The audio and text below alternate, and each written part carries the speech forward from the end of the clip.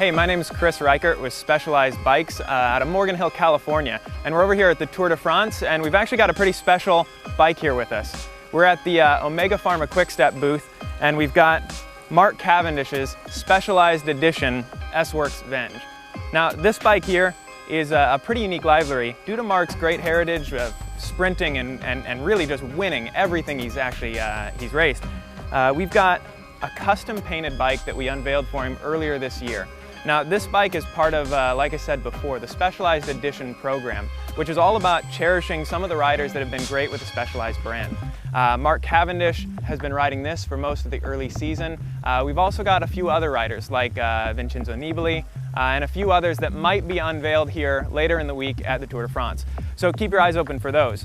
Now, this program is special because we've got a number of bikes that actually go to retail applications. So if you were lucky enough, some people might have been able to get one of the 250 Mark Cavendish Edition bikes that went to stores in the UK, in Australia, and back in the United States. Now, with that said, the paint is one thing, but the bike is really what brings the rider to the forefront. Mark has loved this bike ever since he was on HTC back a few years ago, and when he came back to the team on Omega Pharma Quick-Step, he was actually quoted saying, "It's the fastest bike in the world."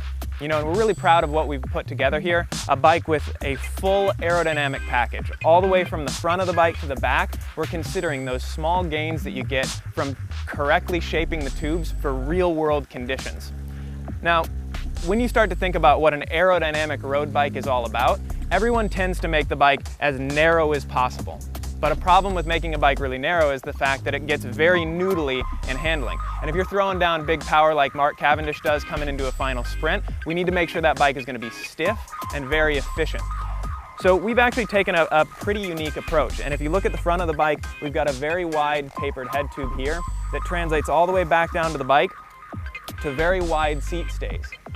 That really helps to make this bike feel planted on the ground and when you're carving through corners. Furthermore, if you look at the tube shapes, we've actually kept a little bit of width to them. They're not extremely narrow. The shapes on the tubes are actually relatively oval. What that actually does for the rider is when they're headed into a crosswind with wind hitting them hard on the shoulder, it helps to keep air attached to the frame for much longer, meaning that the frame actually generates some forward lift. So when Mark Cavendish is screaming into a finish line at 40 miles an hour, he's getting the full advantage of an ultimate aero frame front to back.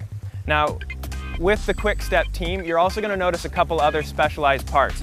Specialized S-Works cranks. A lot of the riders are going to be running body geometry saddles and all of their contact points.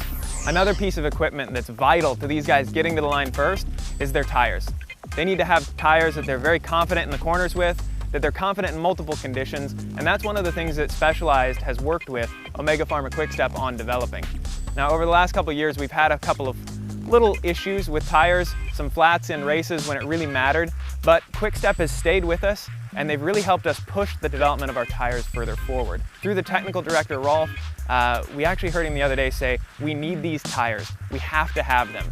And that's, you know, a really big compliment coming from a team just like Quick-Step that win just about everything they come to.